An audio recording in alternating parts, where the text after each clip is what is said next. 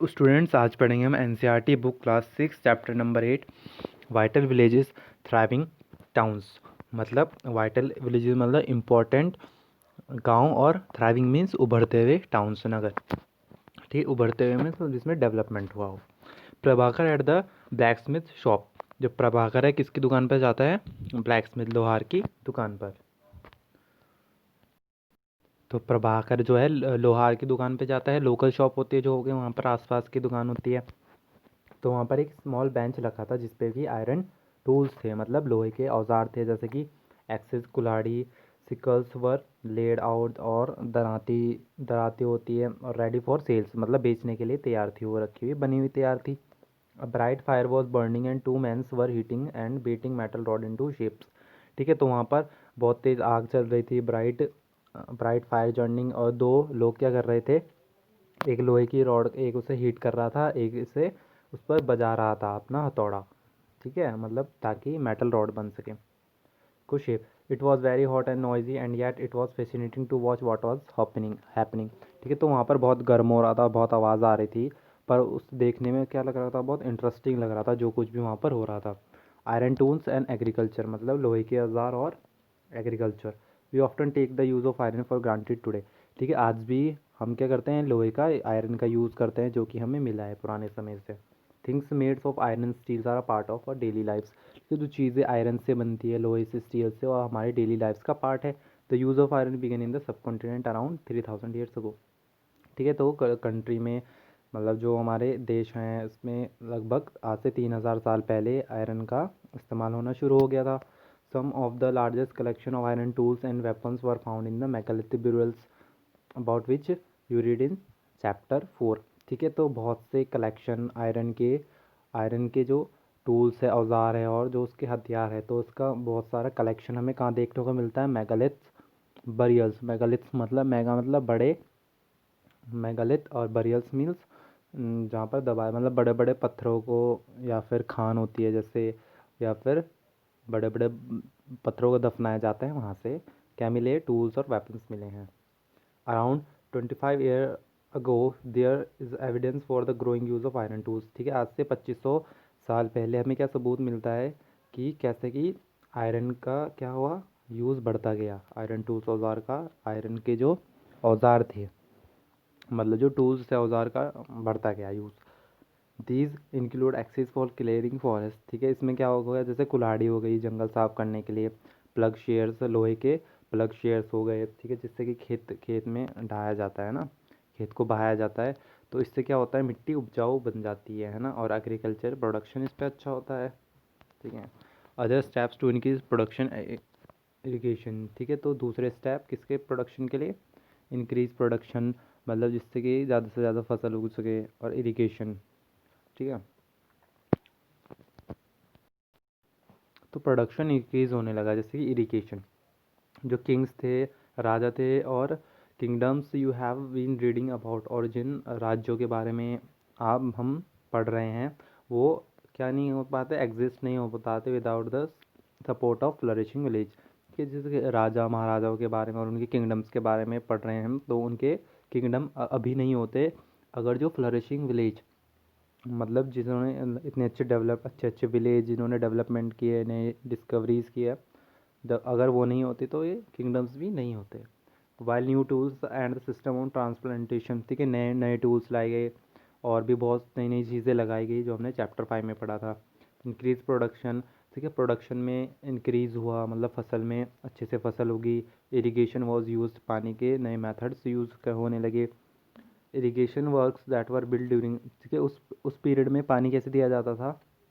Canals, wells, tanks and artificial lakes. Canals क्या होते हैं आपकी, मतलब एक आर्टिफिशियल नदी होती है, मतलब जिसके लोग बनाते हैं खुद से। ठीक है, जिसमें पानी इकट्ठा होता है। वेल्स हो गई, कुएँ हो गए, टैंक्स हो गए। ठीक है, ऐसे टैंक्स बनाते थे पत्थर से और बहुत सी अलग अलग मटेरियल से। आर्टिफिशियल लेक्स हो गए आपके। ठीक है, ये सब। ठीक है, देखिए ये टूल यूज़ किए गए हैं, है ना, ये आयरन से बने हैं टूल्स। ठीक है, इसमें क्या है, सिकल, टोंग्स, एक्स, है ना, ये तीन चीज़ें हैं यहाँ पर। Other step to increase production, increase ये हमने पढ़ लिया है। तो अब पढ़ेंगे if you look at the chart, ठीक है। अगर हम चार्ट पे देखेंगे तो हमें क्या मिलेंगे यहाँ पे, you will find that of stages in construction of irrigation works are mention, ठीक है। कैसे इरिगेशन वर्क किया गया है यहाँ पर मेंशन है, ठीक है। तो जैसे कि यहाँ पर labour is provided by people, labour मतलब लोगों के द्वारा लेबर प्रोवाइड की गई, ठीक है। फार्मर्स को बेनिफिट हुआ क्रॉप के प्रोडक्शन से, फार्मर्स को इंक्रीज़ करना पड़ा प्रोडक्शन ताकि वो टैक्सेस पे कर सके, किंग्स के दी मनी दी किंग्स ने ताकि वो प्लान करे वर्क्स, इरिगेशन का वर्क को प्लान कर सके।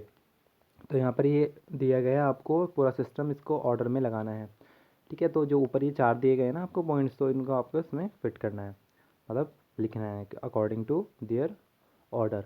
देखिए तो इसमें क्या हो सकता है, जैसे कि Kings need money for armies, तो किंग्स को पैसे की ज़रूरत थी आर्मीज़ और प्लेसेस फोर्ट्स बनाने के लिए, तो उन्होंने टैक्सेस डिमांड किए फार्मर से। तो अब क्या हो सकता है इसके बाद, farmers have to pay taxes, ठीक है। तो इसके बाद हो सकता है farmer have to increase production to pay tax, ठीक है। तो उनको अपना क्या करना पड़ेगा, प्रोडक्शन बढ़ाना पड़ेगा, टैक्स। तो ये यहाँ पर आएगा थर्ड वाला पॉइंट, ये वाला फार्मर वाला, है ना। और ये किसके पॉसिबल हो सकता था, इरिगेशन से, पानी से, ठीक है। और फिर पानी के बाद कौन सा पॉइंट आ सकता है, फार्मर्स, फिर हाँ यहाँ फिर यह क्या आ सकता है, Kings provide money for plan irrigation, फिर ये आएगा। फिर क्या आएगा आपका इसके बाद, फार्मर बेनिफिट हुआ, ठीक है। यहाँ पर 6 में फिर प्रोडक्शन इंक्रीज हुआ और रेवेन्यू भी इंक्रीज हुई, है ना। तो ये इंपॉर्टेंट नहीं है इतना, ये पढ़ेंगे। हु लिव्ड इन विलेजेस, अब विलेजेस में कौन रहता था। There were at least 3 different kinds of people living in most villages, ठीक है। तो इन जो विलेजेस थे इसमें लगभग 3 प्रकार के लोग रहा करते थे, villages in the southern and the northern parts of the sub continent, ठीक है। जो सदर्न और northern part of the sub continent है इसमें 3 डिफरेंट काइंड्स ऑफ लोग रहा करते थे। In the Tamil region large land owner were known as the vellalars, ठीक है। जो तमिल वाला रीजन था उसमें बड़े बड़े जो ज़मींदार रहा करते थे, साहूकार, जो सॉरी जो लैंड ओनर्स मतलब ज़मींदार हुआ करते थे, जिनको वेलार्स कहा गया है। और मतलब वहाँ पे तमिल में ऑर्डिनरी प्लगमैन वर नोन एज उज उजावर, मतलब ऑर्डिनरी प्लगमैन जैसे कि किसान हो गए, है ना, उनको उजावर कहा गया है। एंड लैंडलेस लेबरर्स, जो जिनके पास ज़मीन नहीं होती थी, लेबरर्स, और जो स्लेव्स हो गए, गुलाम हो गए, और नोन एज द खडियासियार और अधिमाई, ठीक है। तो लैंडलेस लेबर को खदियार्स या फिर अधिमाई कहा गया है स्लेव्स को। In the northern part of the country the village headman was in the grama bhojaka, ठीक है। जो northern part of the country था उसमें जो सबसे ऊपर मतलब हेडमैन जिसे कहा जाता है उसको क्या बोला जाता था, grama bhojaka. Usually man from the same family had the position from generation, ठीक है। तो नॉर्दर्न पार्ट में जो हेड होता था उसे ग्रामा भोजका बोलते थे, और ये यूजुअली मैन होता था सेम फैमिली से, मतलब जनरेशन पोजीशन फ्रॉम जनरेशन, मतलब generation to generation. In other word the post were hereditary, मतलब हेरिडेटरी मतलब जैसे उसका जैसे पहले उसके दादा थे, फिर दादा से फिर उसके पिताजी को, पिताजी से बेटे को, फिर बेटे से उसके बेटे को, ऐसे, ठीक है। द ग्राम भोज का वॉज ऑफ्टन द लार्जेस्ट, और जो ग्राम भोज का था वो उसके पास सबसे ज़्यादा ज़मीन होती थी उस समय, मतलब गांव में। Generally had slaves and hire worker to cultivate the land, ठीक है। तो इसके पास गुलाम होते थे और ये पैसे देकर वर्कर्स को काम करने के लिए बुलाता था लैंड पर। Beside as he was powerful the king often use him to collect taxes from the village, ठीक है। तो ये जो हेडमैन होता था विलेज का ये बहुत पावरफुल होता था, बल्कि जो राजा होते थे वो भी इसका यूज़ करते थे ताकि वो मतलब इसको कैसे यूज़ करते थे, मतलब इसको बोलते थे कि आप टैक्स कलेक्ट कीजिए विलेज से। और ये जज का काम भी करते थे, मतलब फैसले भी लेते थे, और पुलिसमैन का भी कभी कभी काम करते थे कुछ अगर लड़ाई दंगा हो जाता था। अपार्ट फ्रॉम द ग्राम भोज का, ठीक है, ग्राम भोज का से अलग एक और इंडिपेंडेंट फार्मर थे, मतलब आज़ाद फार्मर थे। ये क्या थे, गृहपतीज, इनको गृहपतीज बोलते थे। Most of whom were small land owners, ठीक है। तो जो इनसे नीचे थोड़े फार्म होते थे वो कौन होते थे, इंडिपेंडेंट फार्मर्स, मतलब आज़ाद फार्मर्स होते थे। ये कौन होते थे, ज़्यादातर जिनके पास क्या होती थी, ज़मीन होती थी, पर इतनी नहीं होती थी जितनी ग्राम भोजका से, मतलब ग्राम भोजका से जो जिनके पास कम ज़मीन होती थी उनको क्या बोलते थे, गृहपतीस, और वो फ्री मतलब फ्री इंडिपेंडेंट फार्मर थे, आज़ाद farmer. And then there were man and women such as dasa, karmakara, who did not had owner and had to earn a living working on the fields own by the other. फिर दूसरे जो आदमी और औरत थे जो कि दास, जिन्हें दास बोल जाता था, या फिर कर्मकारा, जिनके पास अपनी ज़मीन नहीं होती थी और जिनको अपनी रोज़मर्रा की ज़िंदगी के लिए, अपना पैसे कमाने के लिए दूसरों की फील्ड्स पर काम करना पड़ता था, दूसरों के लैंड पर। In most villages there were also some craft person, ठीक है, और बहुत सी विलेजेस में क्या थे, क्राफ्ट पर्सन थे, मतलब वो लोग जो कि क्या बनाते थे, पॉट कार, और कुछ कारपेंटर और कुछ वीवर का काम किया करते थे, ठीक है। तो इन्हें क्या बोलते थे, क्राफ्ट पर्सन, जो कि पॉट बनाने का काम कारपेंटर, और फिर लकड़ी, मतलब लकड़ी को काट कर जो बनाते हैं टेबल्स वगैरह, और वीवर्स, कपड़े का काम किया जाता था। द अर्लीस्ट तमिल कंपोजिशन, दो अर्ली तमिल कंपोजिशन, ठीक है, अर्ली तमिल कैसे आई। Some of the earliest work in Tamil known as Sangam literature, तो सबसे पहले जो तमिल में भाषा आई थी, संगम लिटरेचर कहा गया है उसे। तो ये आज से 2300 साल पहले हुई थी। इसको संगम क्यों कहा जाता है, क्योंकि ये कैसे कंपोज की गई, कैसे बनाई गई है, इसमें जो बहुत सारे पोइट्स होते थे, ठीक है, पोइट्स होते थे तमिल्स के, वो एक साथ उनकी असेंबली होती थी पोइट्स की, तो मतलब आपस में डिस्कस करके जो है वो बनाते थे, है ना, लिटरेचर, ठीक है, जो भी डिस्कस करना होता था उन्हें, तो इसलिए मतलब पोइट्स की असेंबली होती थी, मतलब एक साथ होकर मिले वो, और उन्होंने बनाया, तो इसको संगम कहा गया है। That were heard in the city, और ये सिटी ऑफ मदुराई में होती थी। पेज नंबर 7 देखिए, 105, तो आगे देखेंगे हम। The Tamil terms mention above are found in Sangam literature, ठीक है, जो तमिल टर्म्स यूज़ की गई हैं ना, तो ये संगम लिटरेचर में हमें देखने के लिए मिलती है।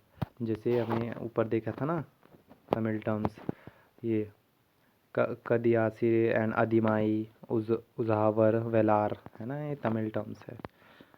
Find about cities, stories, travellers, sculpture and archaeologies, ठीक है, अब पढ़ेंगे हम कैसे सिटीज़ के बारे में फाइंड किया गया, स्टोरीज उसकी, ट्रैवलर्स जो वहाँ पर घूमने आते थे, स्कल्पचर्स, स्कल्पचर्स मीन्स जो शेप्स, मतलब डिज़ाइनिंग का काम करते हैं ना पत्थरों पर, मतलब कुछ कुछ कलाकृति करते हैं, उनको बोलते हैं।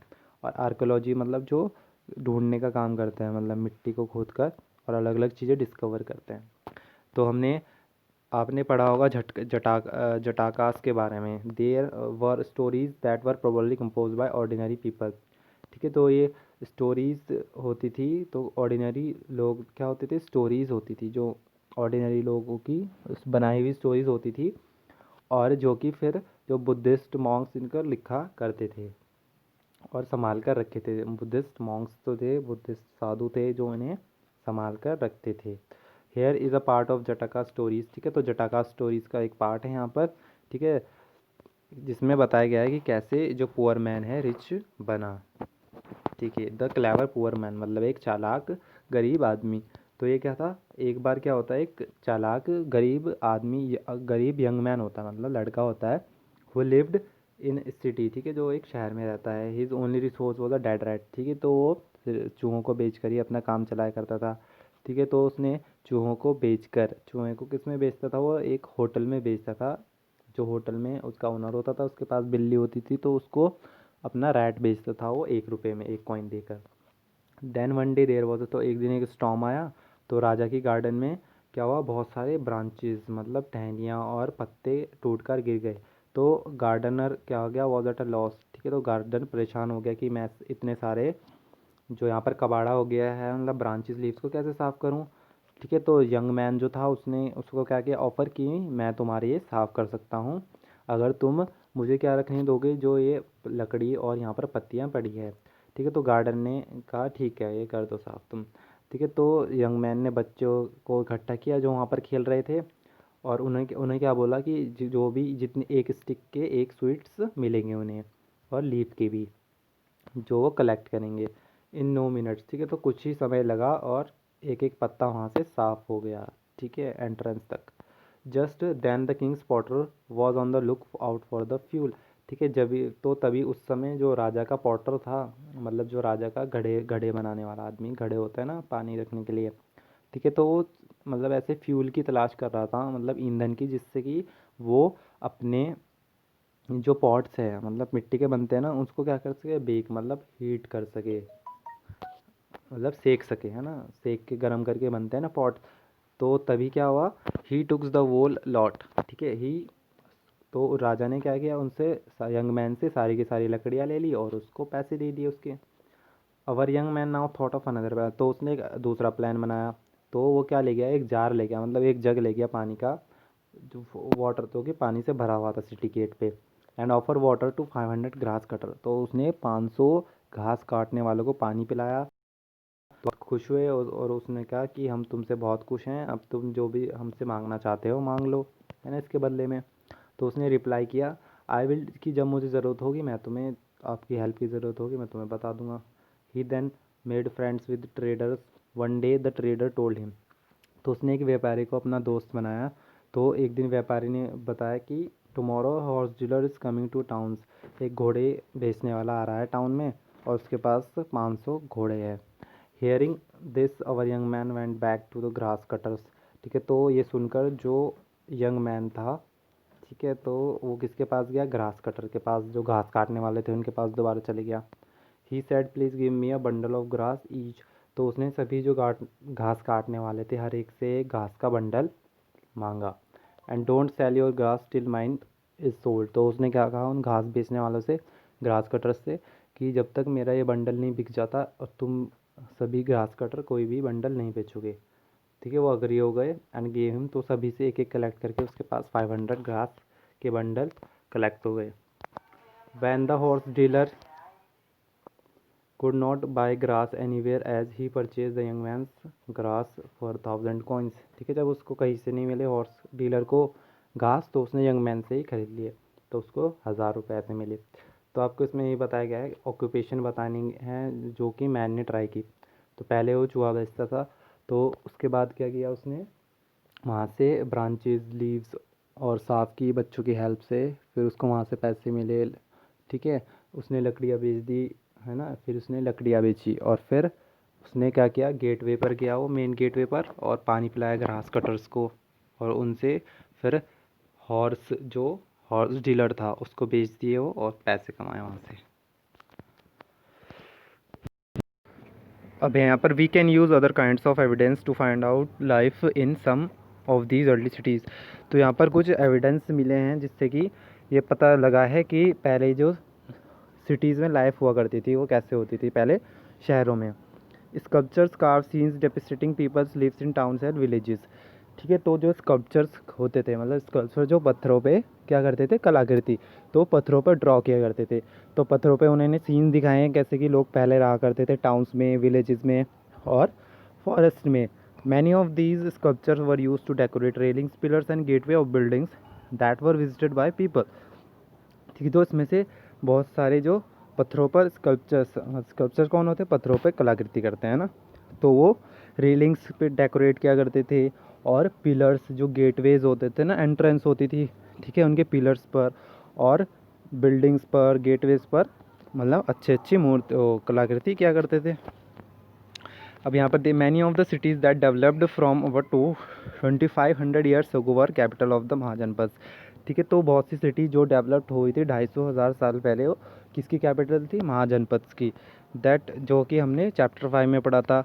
As as we had seen some of the cities were surrounded by massive fortification walls, जैसे कि हमने देखा था इसमें से बहुत सी जो सिटीज़ हैं, शहर हैं, वो की चारों तरफ बहुत मतलब बड़ी बड़ी दीवारें की गई हैं, है ना, उसे फोर्टिफिकेशन बोलते हैं। In many city archaeologist have found rows of pots और ceramic rings arrange on the top of the others, ठीक है, बहुत सारे जो आर्कोलॉजिस्ट हैं, ठीक है, जो कि चीज़ें डिस्कवर करते हैं ज़मीन के नीचे खोद के, तो उन्हें वहाँ से पॉट्स मिले हैं।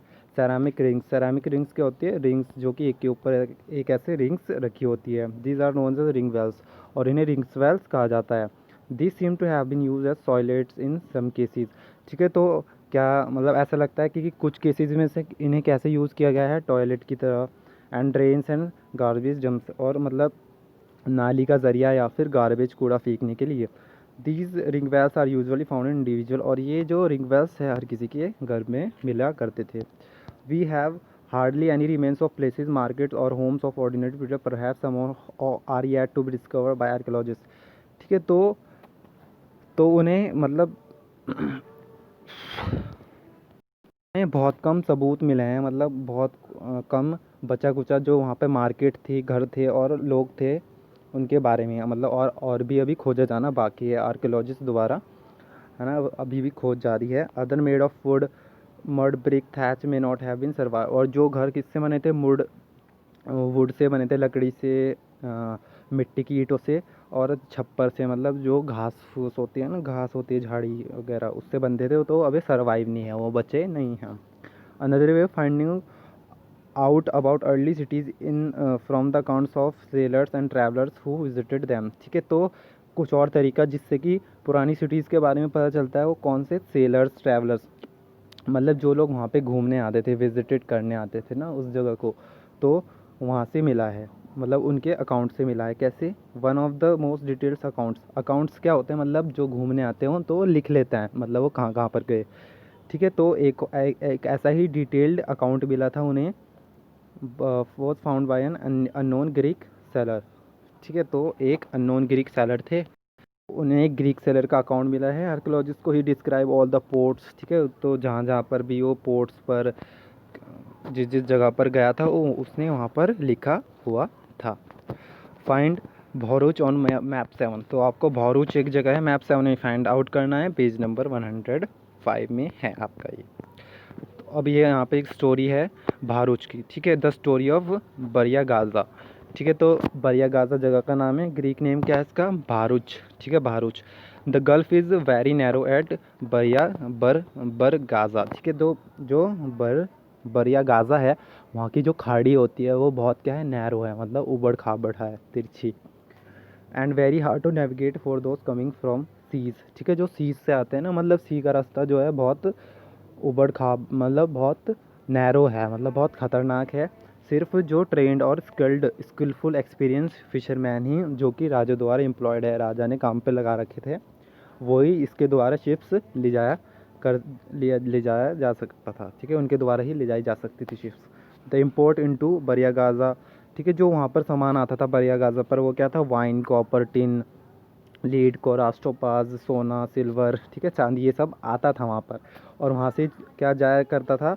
एक्सपोर्ट, मतलब वहाँ से वो क्या क्या एक्सपोर्ट दूसरे देश में भेजा करते थे। Himalayas, evergreens gate, carnelians, cotton, silk and perfumes. ठीक है, तो फ्रॉम द हिमालयाज। ठीक है, हिमालयस वाले रीजन में रहते थे, नहीं, प्लांट्स बेचते थे हिमालयस के। ठीक है, special gifts were brought by merchants. ठीक है, स्पेशल गिफ्ट्स जो है मर्चेंट्स, जो मर्चेंट्स होते थे, ठीक है, मतलब जो शिप्स चलाते थे ना, और जो अमीर अमीर मर्चेंट्स होते थे, वो राजा के लिए क्या लाते थे? गिफ्ट लाते थे। This include vessels of silvers. ठीक है, इसमें क्या होती थी? जो चांदी से बनी हुई आपके बर्तन हो गए, singing boys, beautiful women, wines and fine clothes. ठीक है, सिंगिंग बॉयज़ गायकार, ब्यूटीफुल वुमेन्स और वाइन्स एंड फाइन क्लोथ्स। इसके स्टूडेंट्स पार्ट 1 कंप्लीट हो चुका है, बाकी हम पढ़ेंगे आपका पार्ट 2 में। Thank you.